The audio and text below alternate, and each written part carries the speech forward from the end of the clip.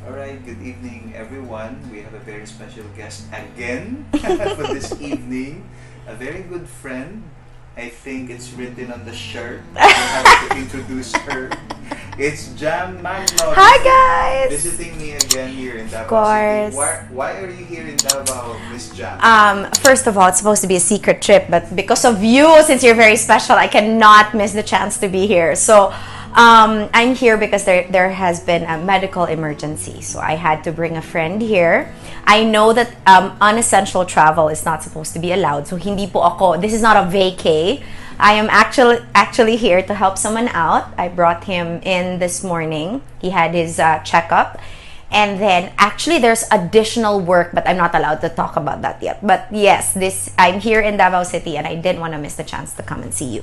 Wow. So how would you describe, since it's the new year 2021, how would you describe 2020?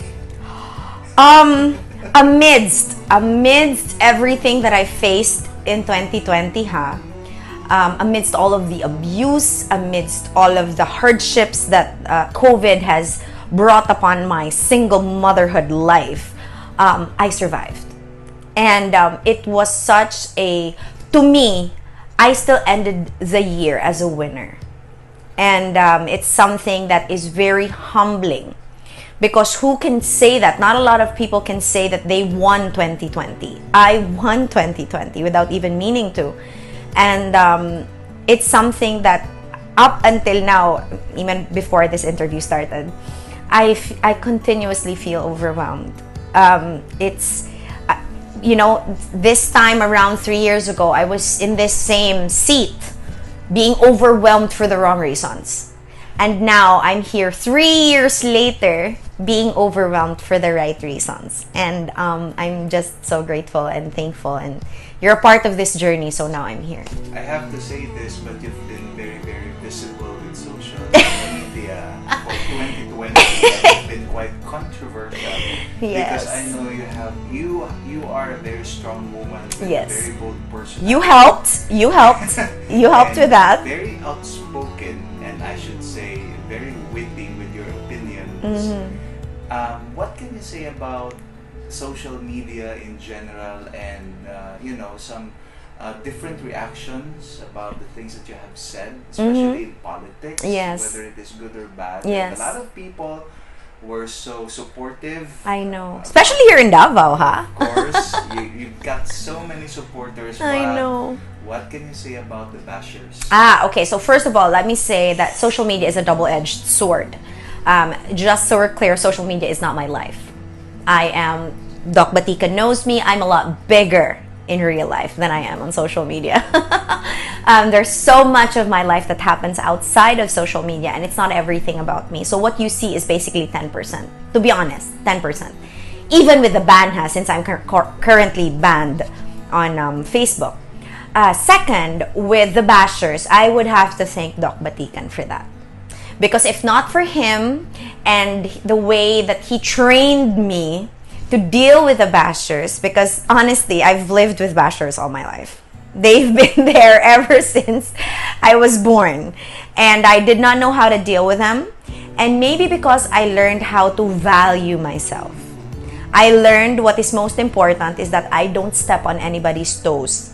That I don't go out of my way to hurt other people. However, I will not allow when people lie, when people say bad things or things that are wrong. I can't simply stand for that. And that's how I started being on social media, because I just got irritated about the things that are actually very basic naman. They keep on saying na, with the bashers, they keep on saying I speak English pero stupid naman ako. Actually, there's really some truth to that. Hindi naman na stupid ako. It's just that simple and practical lang kasi ang pagkatao ko. The things that you say kasi against the government don't sit well with me. And when it doesn't sit well with me, I speak up on it. And hindi ko naman sinasadya. And for the bashers, dahil po sa inyo, naging sikat po ako. Kaya maraming salamat po. At sana po dahil sa kasikatan ko, ay hindi po kayo magka-stroke. Right. So I know a lot of things are going on, especially for the year 2020. Oh my gosh, no? What are your expectations? And No expectations. do you want to reveal something Um, in store? I will reveal this. I will reveal enough. First of all, please get your PhilHealth updated. Sa mga haters ko ha, lalo na, get your PhilHealth updated. I know tumaas talaga yung singel, but our president is doing something about that. But just in case, update that and get a St. Peter's plan. Pero doon naman sa mahal na mahal ako, guys. Oh my gosh. Ito lang talaga masasabi ko. When you are in the right side, when you are in the right side of the fence, when you love this country the right way, when you are just a good person and you mean good every single day of your life and you make an effort for other people in your community, it really comes back 1,000 million billion fold. And that's why I am overwhelmed for the right reasons every day. That's just, yan lang. Because I think the rest, ayoko. I want you guys to be just as excited about it as me. Makilalaman nyo naman, I'm on TikTok, I'm on Instagram. Wait lang. What about YouTube? You're starting your own channel, right? Yes. Actually, I do have a channel. I had a channel for a while, but all the things on my channel right now are all my skincare stuff. The reason why I don't have a YouTube channel first of all, I don't have the budget for it. I have an old phone na nagahang, which my avid followers or my BBs know this, na muntik na nga mamatay before the end of 2020, and I haven't been given a new phone yet, or I can't even buy a new phone yet. So hindi ko din naman siya i-force. Second of all, I don't have money for an editor. I cannot add an editorial. I'm not like you, Doc Batikan. I don't have the patience. Alam mo naman yan. You've dealt with me and my impatience. I'm still hoping though na may tutulong sa akin with the editing, but again, it's a lot of work and I don't want to churn out bad content. Like, kaya I'm on TikTok para 1 minute go, tapos, you know? And then, actually, nakikita ko nga, people have been downloading my videos and putting it on YouTube, and sila yung kumikita, guys ha? May 10%. Give. Kayo ha? See what you did there ha? But yeah, that's really what's going on. Alright, so may mga issues, Okay. especially early part, it's just January. Yes. And so many things that happened Yep. already Yes. sa country natin. Mm-hmm. So, ano yung mga balita that really strikes you the most? Well, with what struck me the most, I think, in no particular order, of course, we know of the Christine Dacera case. Okay, so that was really what was the start of the year. And that's the first. And then the second is, of course, the vaccine issue. And the thing with the vaccine issue is I actually got the chance to attend a talk with the RTF LCAC when the secretaries visited Butuan City before the end of 2020. So Sec Del Lorenzana, Sec Galvez, our vaccine czar, Sec Duque was there, Sec Anyo was there of the DILG, and all of our governors and our mayor was there too, and they discussed it.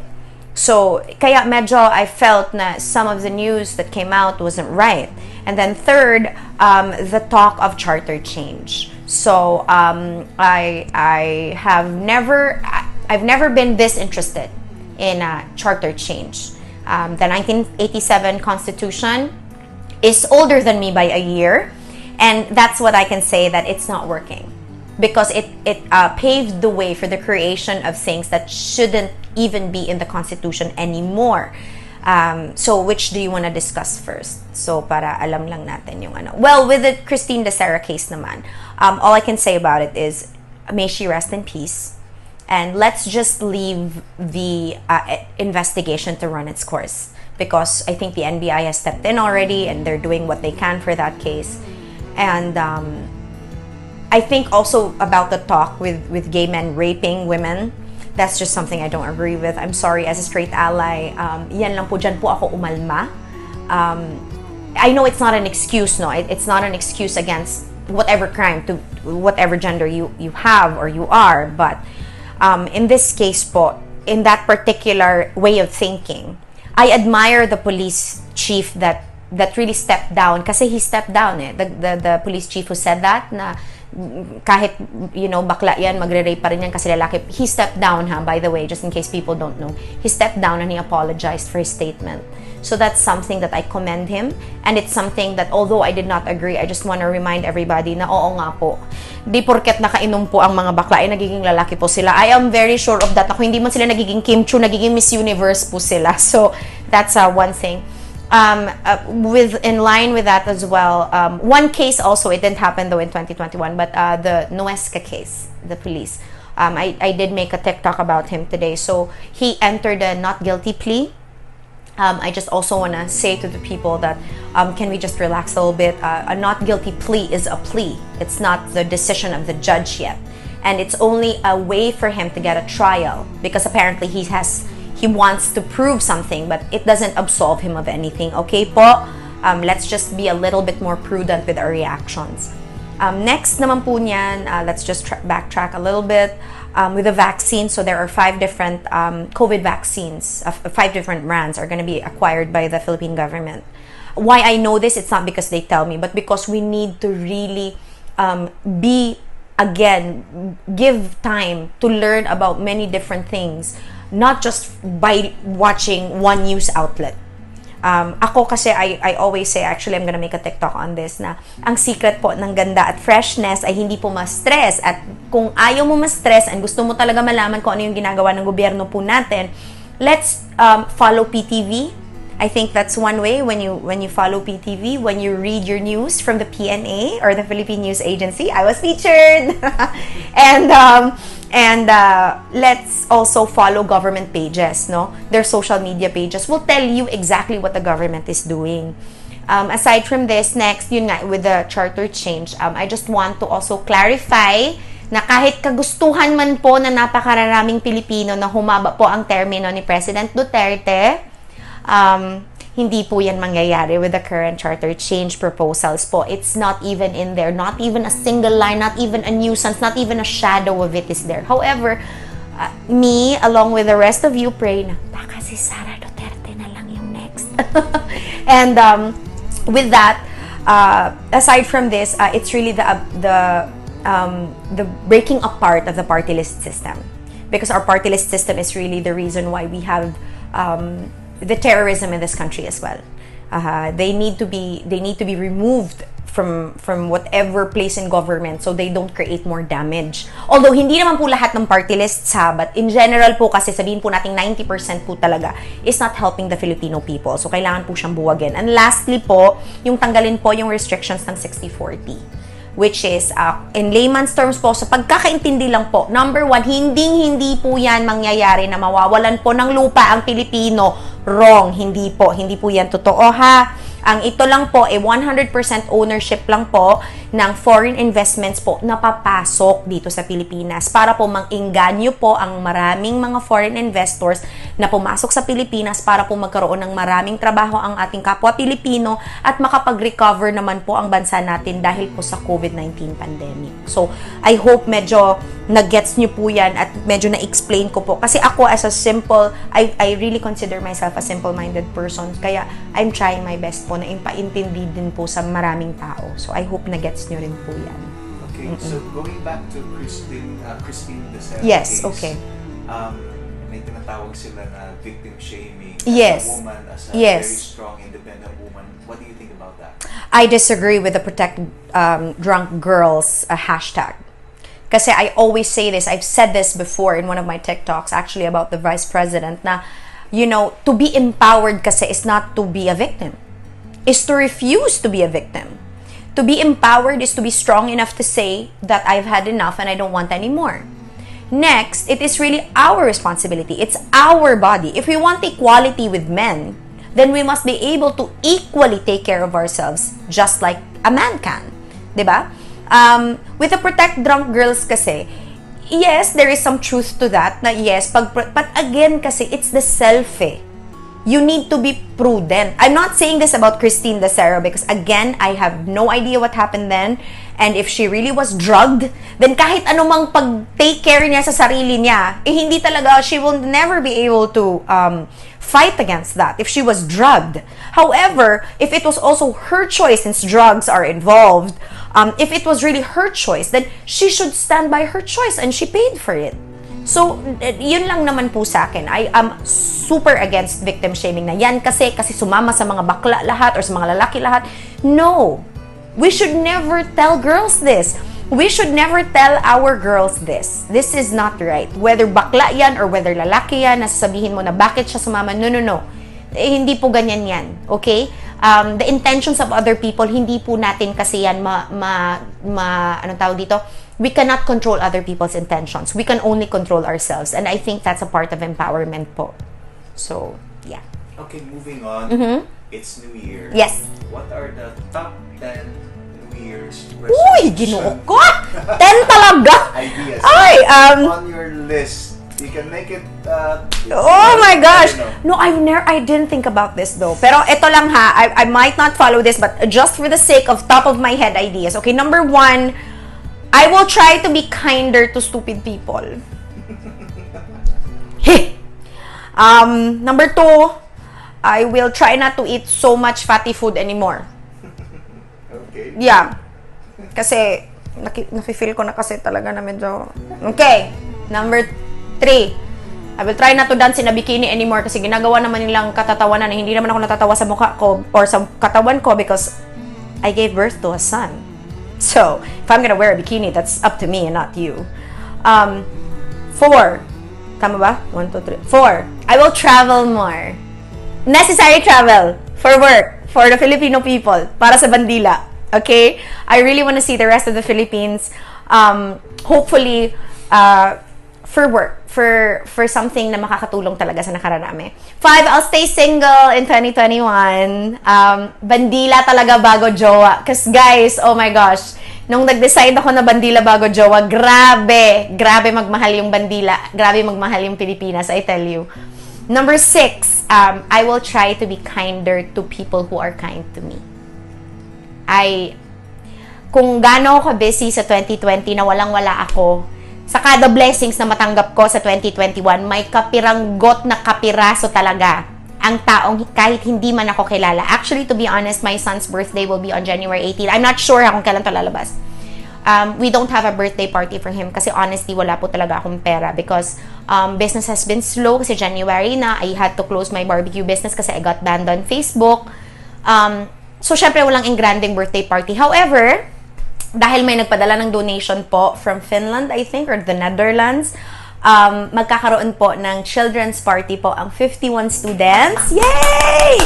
We will be celebrating. Hindi ako allowed to go, nor is Tony, kasi it's a super red area po in Butuan City. However, I will be celebrating the first and only children's party there sa school na yon with physical and distancing and everything. But 51 students will not go hungry kasi yan yung problem nila dun sa area po na yon is part po yung food. So, part po yan na hindi po sila magugutom. They will get a children's party po for 51 students. So, in celebration of my son's 2nd birthday. So, kahit pansit lang kami sa bahay at lechon belly na binigay ng lola ko, go lang. Still a celebration.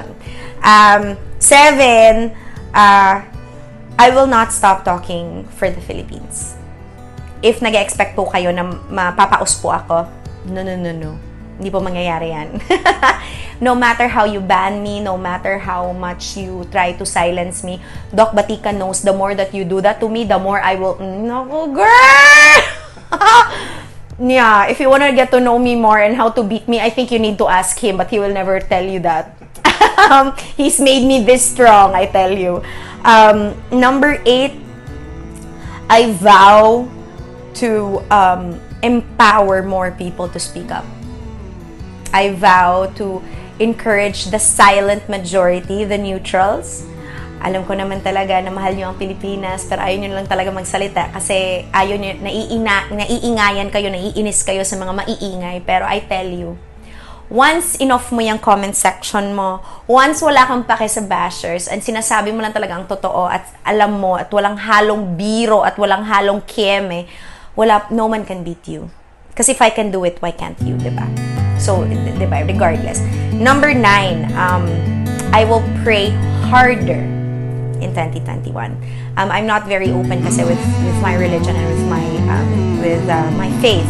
But as a Catholic, napakaraming times po na napaparosaryo ako ng twice a day.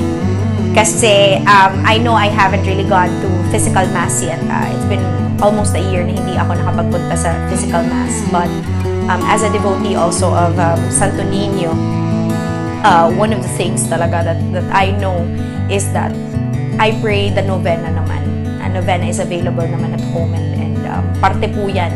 Kaya siguro ganito talaga ako ka-strong because I know that I have my God with me. So, hindi naman to na nangaano lang ako. I'm not shoving my faith on you. But that's really just how I am. It's part of my strength. It's part of my secret. And number 10, I will never ever force my opinions on you. Okay? Yan po lang ang gusto ko po. I will keep on making my content. And the reason why sarado po yung comments box, especially po sa TikTok. At saka, kasi I don't need your opinion and I'm not forcing my opinion on you. It's a democratic country naman po. That's our democracy and I'm just using it the right way.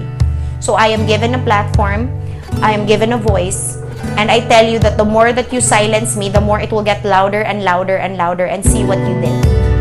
Kasi naging ganito naman ako, naging Jam Magno. I've been Jam Magno all my life. I've been known where I'm from all my life. But ito kasi a bigger platform has opened for me. Because you gave me hate. And the hate that you gave me, I turned it into love.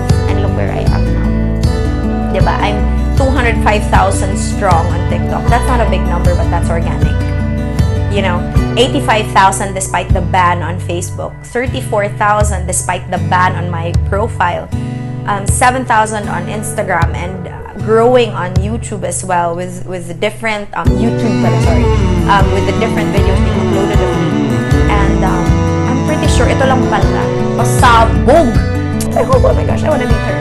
And if anything pala, ito pala, number 11. May number 11 pa, New Year's resolution. If she decides to run, that will be the only time magiging DDS talaga ako. I will come back here na naka-DDS t-shirt ako. I swear. So, yun. I'm just looking forward. I'm looking forward to 2021. It's gonna be super exciting. Alright, so last question. Since you're an advocate of mental health. Yes, I am. What is your message to those who are struggling My gosh. emotionally, psychologically, with all the challenges that they have Yes. faced in 2020 and especially now that it's 2021? Yes. What can you advise to those people?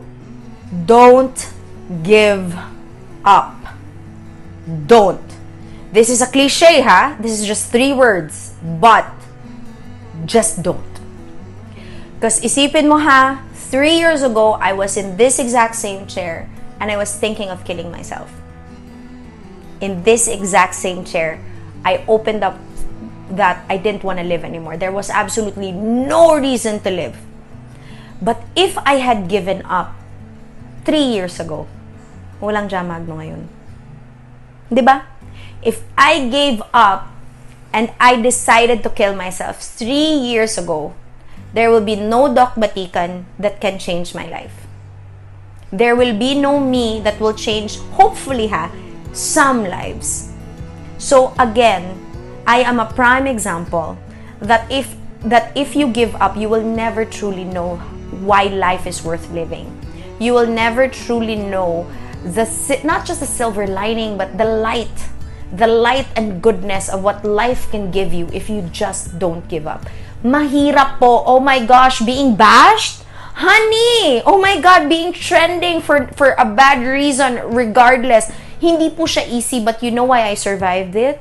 Because I realized that I am more important. I am most important. My mental health, my well-being, my peace, the people around me, the winners around me is most important. But why did I learn all these things? Because I overcame it. I overcame the hardship, the hard part. And I tell you, yung sinasabi talaga nila na cliche that it only gets worse before it gets better, totoo po yan. Yung rock bottom, nakita ko na rin po ang rock bottom. Kaya nga po mental health advocate ako. Kasi I am a prime example that if you don't give up, kahit hindi mo man naging dream ang isang bagay, kung para sa'yo talaga, Diyos ko, darating talaga po para sa'yo. I never dreamt this. I never dreamt to be a TikTok star or a social media star. No, I only dreamt to build my son a house. I only dreamt to be a good mother. I only dreamt to find purpose in life. That was my dream. Napakaliit, napakakonti. Kaya nga makikita nyo sa videos ko, wala nga akong makeup, hilamos o ligo. But again, that's reality. And the reality is, if you're watching this sinabi ko na to sa TikTok, I will say this again. If naisip mong magpakamatay today, pero mas pinili mo na manood muna ng interview na to, don't give up. This is the sign from the God that I believe in to you. And if you don't believe in God, then this is a sign from the universe to you. Don't. Pagpaliban mo, huwag mo na lang talaga gawin kasi may mangyayaring maganda para sa'yo. Alright, thank you very much, Jam. Happy New Year! Yay! Happy New Year! Alright. Bye-bye! Bye-bye!